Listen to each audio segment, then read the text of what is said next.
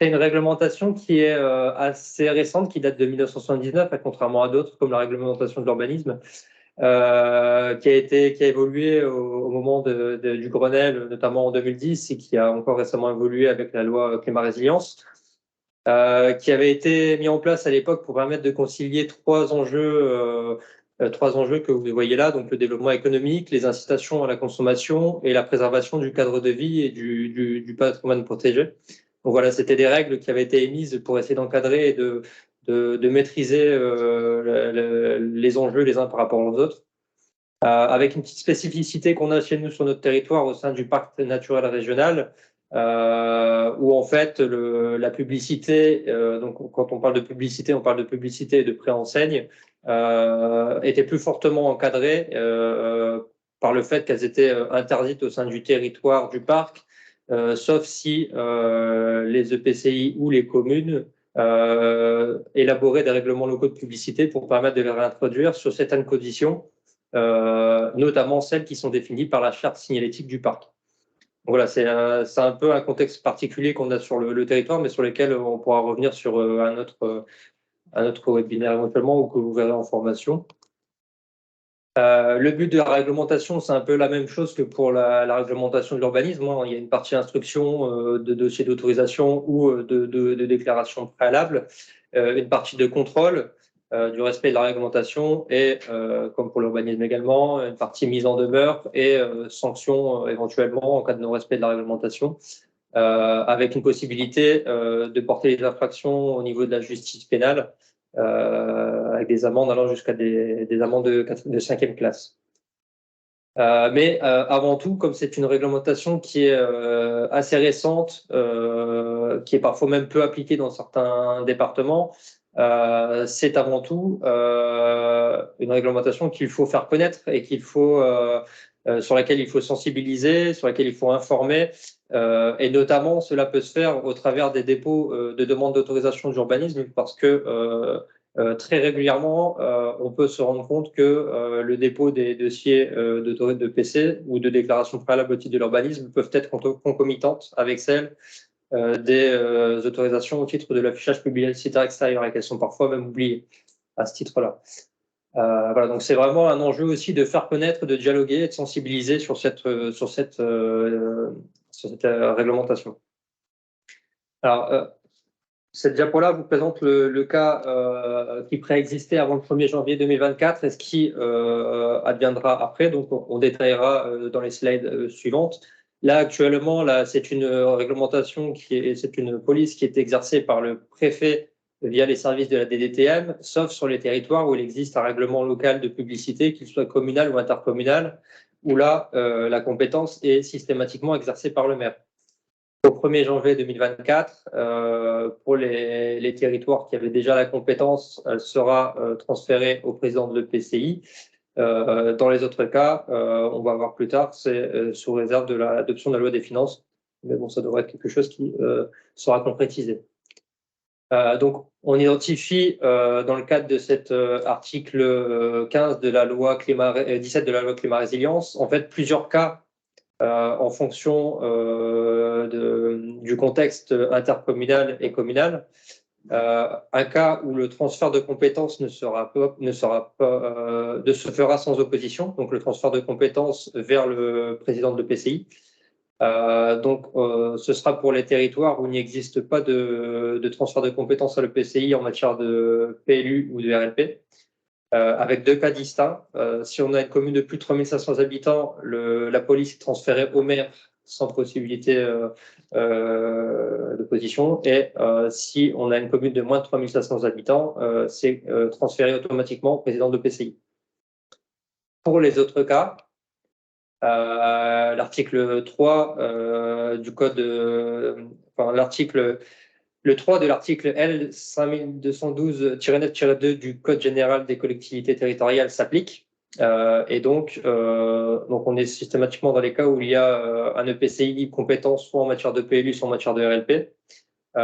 Et donc, contrairement à ce qui a pu vous être dit parfois, y compris pour les communes de moins de 3500 habitants, il y aura possibilité pour les maires de s'opposer au transfert des maires vers le président de l'EPCI entre le 1er janvier et le 30 juin 2024.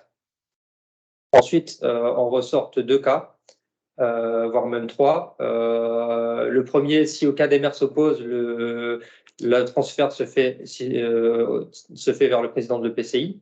Par contre, si un ou plusieurs maires s'opposent, il y aura soit le président qui pourra décider de renoncer sur tout son territoire, et donc la police sera transférée au maire, donc on sera dans le scénario 2 que je vous présente après, soit si le président n'y renonce pas, il y aura un transfert partiel pour les maires qui ne se seront pas opposés. Donc en fait, le président aura la compétence pour les communes sur lesquelles les maires ne se seront pas opposés, mais il la perdra.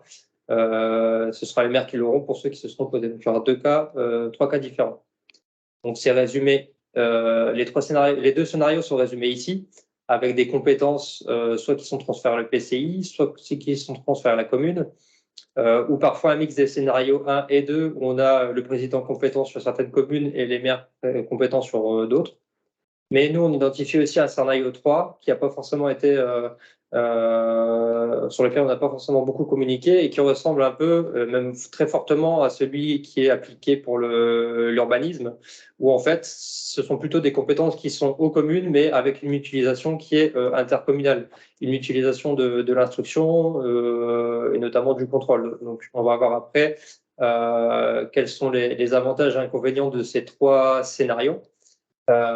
Sachant que quand on regarde les synergies qui existent entre l'instruction des dossiers application droit des sols et affichage publicitaire extérieur, on se rend compte qu'il est fortement conseillé de mutualiser ces 2 instructions. Parce qu'il y aura forcément des choses qui se ressembleront assez fortement dans les 2 dossiers. Donc les 3, donc on vous présente ici dans ces tableaux les avantages et inconvénients des 3 scénarios. Le premier scénario a l'avantage, donc comme pour le troisième, de mutualiser les moyens et l'expertise technique au niveau soit de l'EPCI, soit d'un syndicat mixte. Il y a aussi une mise à distance de l'exercice de la police qui peut permettre parfois de faciliter sa mise en œuvre. On le voit, nous, quand on exerce, nous, la police au titre du préfet du département. Une application de la réglementation et ce contrôle assez commune sur tout le territoire de l'EPCI et une sensibilisation facilitée dans le cadre des dépôts d'autorisation d'urbanisme ou des projets de développement éco. Donc un rappel à la réglementation qui peut être fait. Donc ça fait écho à ce que je disais précédemment sur la nécessité de sensibiliser sur cette réglementation. Je passe tout de suite au scénario 3. Où là, on retrouve à peu près les mêmes avantages que pour le scénario 1, si ce n'est que on n'a plus cette distance, mais on a aussi une proximité qui peut être intéressante, notamment par la connaissance du terrain et des acteurs qui peuvent être touchés par cette réglementation.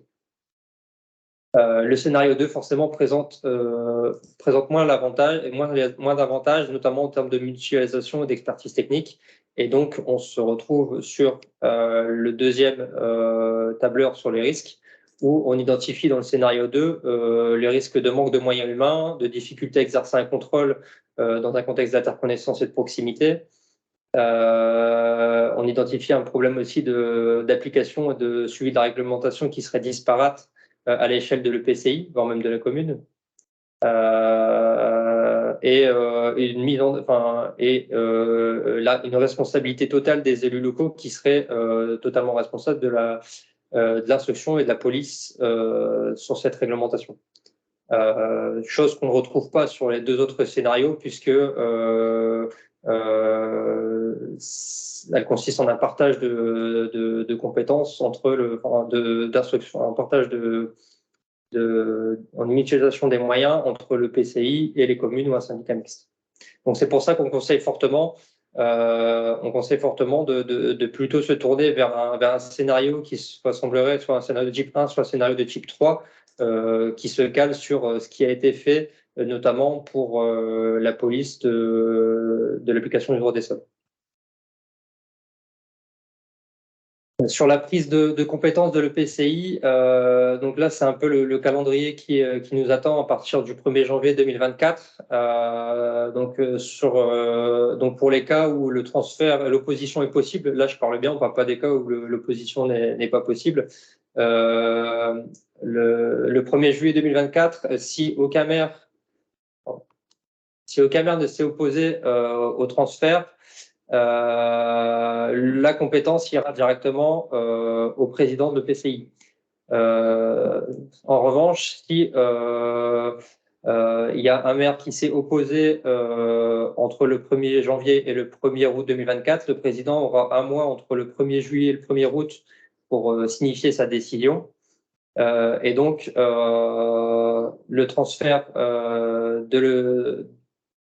de la compétence vers le président de l'EPCI ne se fera soit que pour les communes qui se sont posées, mais à partir du 1er août, soit soit sur tout le territoire, soit ne se fera pas du tout si le président décide de renoncer à la compétence. Donc on a bien deux échéances, sachant que pendant ce laps de temps, ce sera le maire qui sera responsable de l'exercice de la compétence. Dans le premier cas, si aucun ne s'oppose jusqu'au 30 juin 2024. Dans le deuxième cas, si un maire s'oppose jusqu'au 1er août 2024. Ce sera à vous d'exercer la compétence. Ce sera vous qui serez responsable sur ces sujets-là, sachant que le préfet n'a plus de pouvoir de substitution puisqu'il a été également supprimé par la loi Climat Résilience. Donc, vous serez totalement responsable sur ces sujets-là, au moins sur ces 7 ou 8 premiers mois, 7 premiers mois. Voilà. Et après, donc après ce jeu de transfert de compétences, etc., il faut savoir que les dispositions du Code général des collectivités territoriales continueront de s'appliquer. Et donc, sur les territoires, je le rappelle, où le PCI est compétent en matière de PLU ou de RLP, vous aurez toujours la possibilité, à nouveau, de vous opposer au transfert vers le PCI, vers le président de PCI, dans un délai de 6 mois après l'élection d'un nouvel exécutif au niveau intercommunal ou dans un délai de 6 mois après le transfert de la compétence PU ou RLP à l'intercommunalité. Donc là, c'est une slide qui vous rappelle un peu les enjeux et les avantages de la mise en place d'un règlement de publicité intercommunale. Donc, la réglementation nationale peut parfois être un peu perçue comme trop restrictive ou au contraire difficilement, pas adaptée au contexte local. Donc, c'est comme pour le PLUI, une façon d'adapter les règles nationales au niveau local et aux enjeux économiques, paysagers de votre territoire. Donc, ça peut permettre parfois de réintroduire des formes de publicité ou même parfois d'en supprimer dans certains endroits où vous jugez que ça devrait pas se développer. Ça permet aussi d'instaurer ce qu'on appelle la taxe locale sur la publicité extérieure qui peut permettre de financer notamment au sein de votre intercommunalité la mise en œuvre de la police de la publicité. Pour en terminer sur ces sujets-là, donc sur l'offre d'accompagnement des services de la DDTM et également du ministère, on souhaitait vous informer qu'on a d'ores et déjà mis en place une plateforme Osmose dédiée au partage d'informations, bonnes pratiques, veille réglementaire, les modèles qui seront à votre disposition d'arrêtés, de mise en demeure, de lettres d'avertissement, et aussi toutes les formations qui peuvent être dispensées, que ce soit par les services du ministère ou par la DDTM ou le CNFPT. Un agent de la DDTM sera à votre disposition, mais notamment à disposition des EPCI, parce qu'on ne pourra pas forcément accompagner toutes les communes du département. Donc, elle sera à votre disposition pour le compagnonnage, notamment sur les actions de police. Et je vous ai mis ces coordonnées sur cette slide.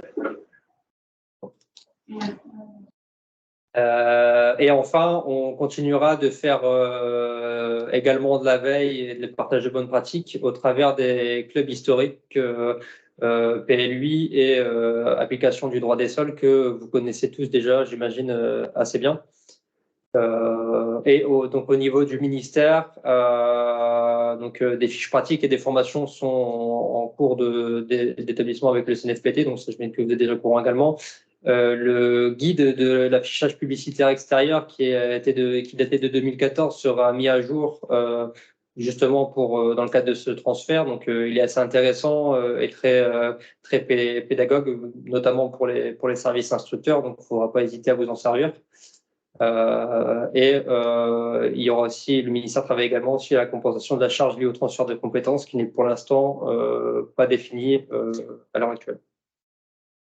Et donc en annexe, je vous ai mis un résumé des différents scénarios et des différentes échéances qu'impose le transfert de cette compétence.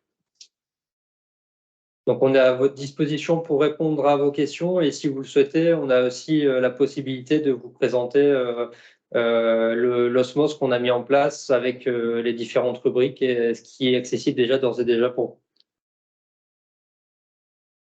Alors, pour commencer, je vais peut-être il y a des questions sur le chat.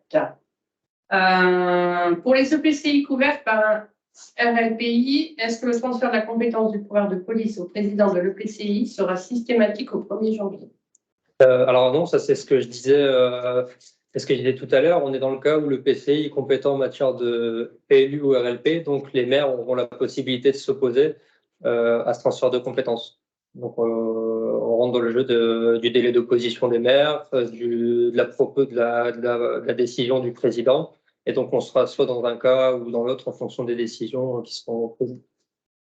Madame Nathalie Beauvais, vous souhaitez poser une question? Oui, bonjour. J'ai pris un petit peu en retard, j'en suis désolée puisque ma hiérarchie vient juste de me transférer l'accès. Moi, j'ai une question. Aujourd'hui, nous instruisons, alors, nous sommes une commune qui instruisons l'ADS et on instruit aussi les enseignes et les préenseignes.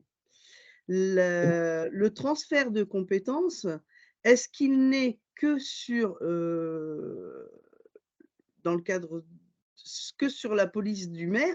Est-ce qu'il reprend la totalité, c'est-à-dire à la fois l'instruction des enseignes et effectivement toute la partie infraction sur le terrain, ou est-ce qu'on peut garder, nous, l'instruction sur les enseignes, sachant que de toute manière, nous, on a mis en place aussi, comment ça s'appelle, je perds mes mots, excusez-moi, la publicité extérieure, on reçoit les sommes de la publicité. La taxe. Donc, voilà, la taxe. Donc, si moi, je n'instruis plus les enseignes, je ne vais plus pouvoir mettre à jour mon parc actuellement. Donc, ma question, c'est de savoir si on fait le transfert à l'EPCI, est-ce qu'on fait le transfert sur la totalité ou est-ce qu'on ne fait que sur la partie, je dirais, réglementaire terrain? Donc, quand on parle de police de l'affichage publicitaire extérieur, on parle des deux, on parle d'instruction, contrôle. Donc, si le transfert se fait au président de l'EPCI, ce sera sur les deux. La situation que je sous-entends et que vous voudriez voir, je pense que c'est plutôt le scénario 3 où les compétences restent au niveau du maire. Par contre, après, il y a des jeux de mutualisation à la fois soit du contrôle, soit de l'instruction au niveau de l'EPCI, et ça reste le maire à la fin qui est signataire de l'arrêté. Ben oui, parce que la taxe sur la publicité, je ne pourrais plus être à jour si c'est le PCI qui instruit la totalité. Dans la RLP, je pense. Dans un cas d'un RLP, mais même dans le cas d'un RLP. On est dans le cas d'un RLPI. On est dans le cas d'un RLPI. Mais ce sera. Alors là, c'est un peu une question particulière, mais je pense que de toute façon, dans le cas d'un RLP, même si la compétence est transférée si la compétence est transférée à l'EPCI, la taxe sera aussi mutualisée au niveau de l'EPCI, forcément. Ouais. Sauf que ça, c'est ce que le maire ne veut pas. Voilà. Donc s'il ne le veut pas, voilà. s'il ne le veut pas, et de toute façon, le scénario qu'il souhaiterait donc, c'est le scénario 3 avec une mutualisation et une compétence communale. D'accord. Merci beaucoup. De rien. Alors, question sur le chat. Quelle forme doit prendre l'opposition d'une commune au transfert de compétences? Délibération du conseil municipal, simple courrier du maire, arrêté du maire? C'est une décision du maire, donc ça prend la forme d'une décision. C'est pas forcément un arrêté, c'est un acte différent, mais c'est sans délibération du conseil communal.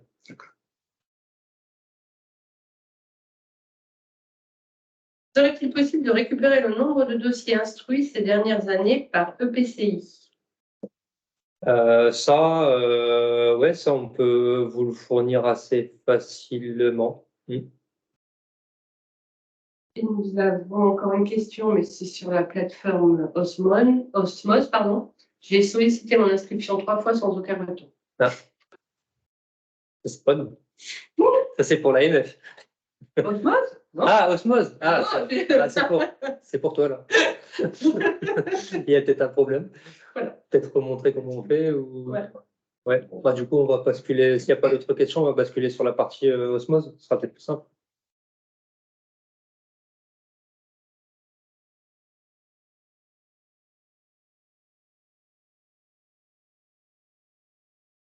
Donc effectivement, bonjour, Arnaud Delaroche.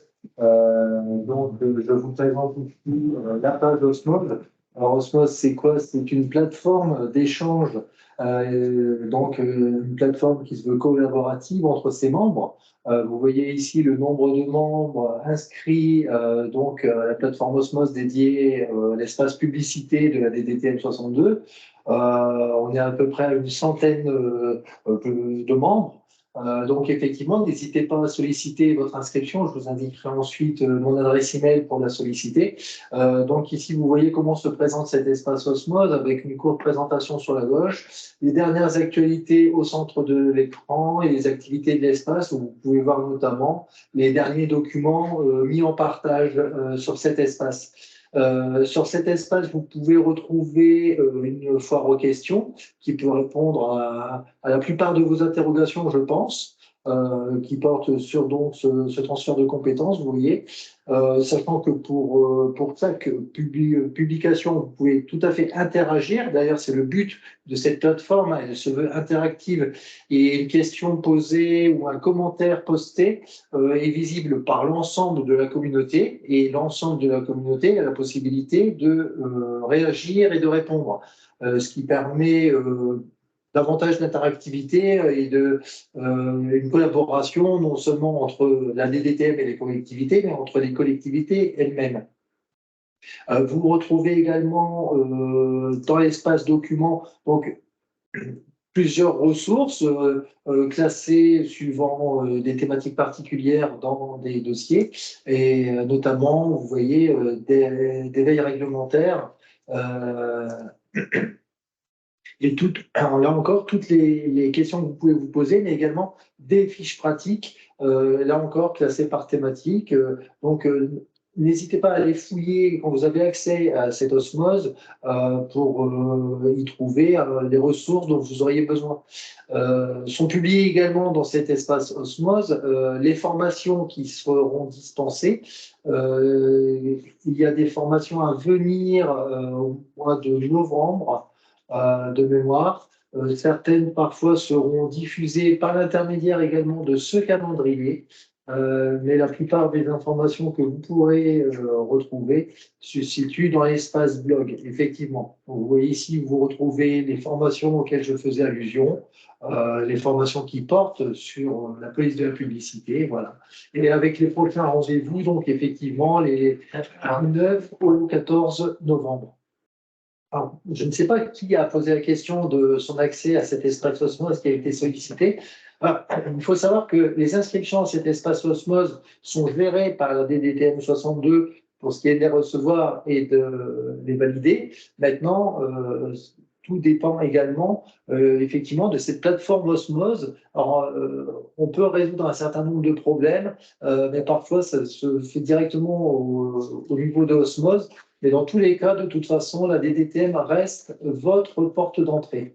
Alors, je vais vous afficher ici à l'écran, j'espère que c'est visible pour tout le monde. Vous avez mon numéro de téléphone et mon adresse email, arnaud.delahoche@pas-2-calais.gouv.fr.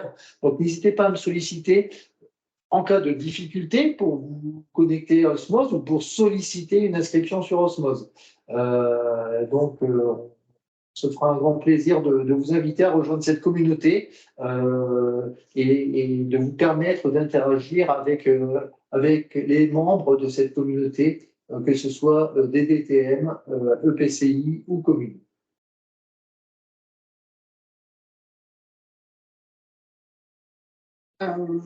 Y a-t-il des questions? N'hésitez pas à lever la main.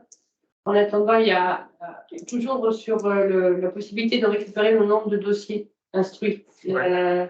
Quand seriez-vous en mesure de les envoyer et peut-on envisager une déclinaison par commune? Ça, je pense qu'on pourrait le faire aussi, sachant que ouais, si, je pense qu'on pourrait le décliner par EPCI, voire par commune. Sachant que ça restera quand même à titre indicatif parce que c'est une police qui n'est pas forcément très connue et au plus on sensibilise et on fait des actions de contrôle, au plus le nombre évolue. Donc on a pu voir que le nombre de dossiers qu'on avait sur les territoires sur lesquels, que l'on avait à gérer augmentait régulièrement en fonction d'actions qu'on avait sur le terrain. Ce qui peut être précisé quand même, c'est que généralement, les communes rurales sont très peu concernées par de l'affichage publicitaire et donc par les déclarations qui peuvent être faites. Les enseignes concernent très peu les communes rurales et finalement, la réglementation va surtout impacter les communes urbaines et les communes périurbaines, fut-elle rurales aussi. Et aussi, on sait très bien que c'est les grands axes de communication qui sont éventuellement impactés et visés par l'affichage publicitaire externe. Et donc, c'est la raison pour laquelle l'idée d'une mutualisation est à minima ce qu'il faut faire dans l'esprit de ce qui a été fait pour l'ADS et très bien fait pour l'ADS. Et même pour pouvoir exercer complètement la police de la publicité, il faut quand même avoir des agents un peu aguerris, expérimentés et spécialisés, voire assermentés. Et donc, par conséquent, la mutualisation s'impose un peu. Dans les petites communes rurales, on aura un peu de mal à faire face à l'application de ce type de réglementation. Sachant par ailleurs que si la DDTM s'est fortement investie dans ce domaine, c'est tout simplement parce que des associations paysagères ont mis en demeure l'État de faire via la justice et l'administration s'est exécutée et on a eu aussi beaucoup de demandes d'élus d'anticiper ce transfert de compétences pour que nous, on fasse un petit peu de ménage dans certains territoires. Et c'est ce qui a été fait depuis ces quelques dernières années. Et donc, normalement, le travail qui a pu être conduit jusqu'à aujourd'hui pour préparer le terrain de l'exercice par le maire ou le président de l'EPCI, notamment pour les collectivités qui n'étaient pas un RLP ou RLPI.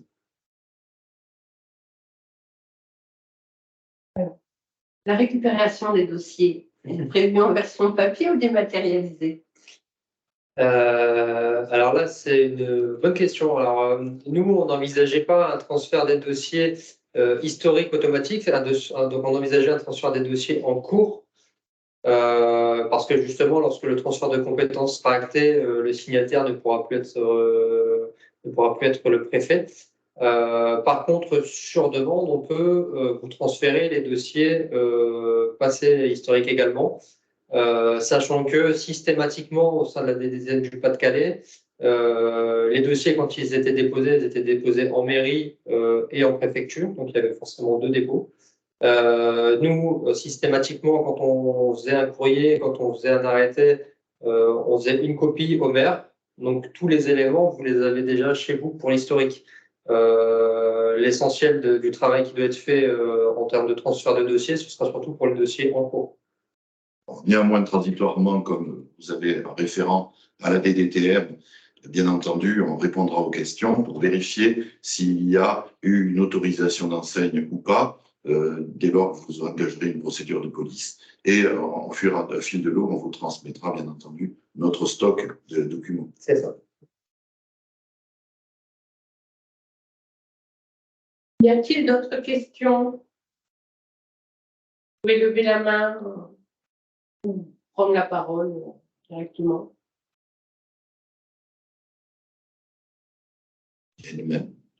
Alors, Mme Beauvais, vous avez de nouveau demandé la parole? Allô? Oui, vous m'entendez? Allez-y. Oui, je voulais savoir le fait d'avoir fait une inscription sur Osmose dans le cadre des permis de construire. Est-ce que j'ai besoin de refaire une inscription dans le cadre des enseignes, non? Non, pas du tout. Dans ces cas-là, il suffit de solliciter votre accès à l'espace dédié à la publicité aux enseignes et vous serez automatiquement raccroché à cet espace-là sur validation de la DDTM. D'accord. Donc là, je suis sur la page générale de la démat ADS permis de construire en ligne puisque je l'utilise. Vous pouvez me dire où je suis censée aller, s'il vous plaît? En fait, vous avez un moteur de recherche sur Osmose qui se situe tout à fait en haut de la page Osmose, dans lequel vous pouvez rentrer DDTM 62 publicités. Il va vous renvoyer dans ses réponses vers cet espace-là. Et si vous en sollicitez l'accès, il vous dira de solliciter effectivement votre inscription. Alors, je viens de mettre DDTM 62 publicités. Il me marque désolé, il n'y a aucun résultat. Ah, c'est étonnant. N'hésitez pas à m'envoyer un email et on réglera ça ensemble. Mais en tout cas, quand vous êtes inscrit sur Osmose, potentiellement, ça vous donne la possibilité d'accéder à tous les espaces hébergés par Osmose, y compris celui de la publicité. Sur validation, ça y est, effectivement. C'est venu, c'est bon. Je l'ai. Parfait. Voilà. Je me fais un plaisir de valider votre demande d'accès. Merci beaucoup.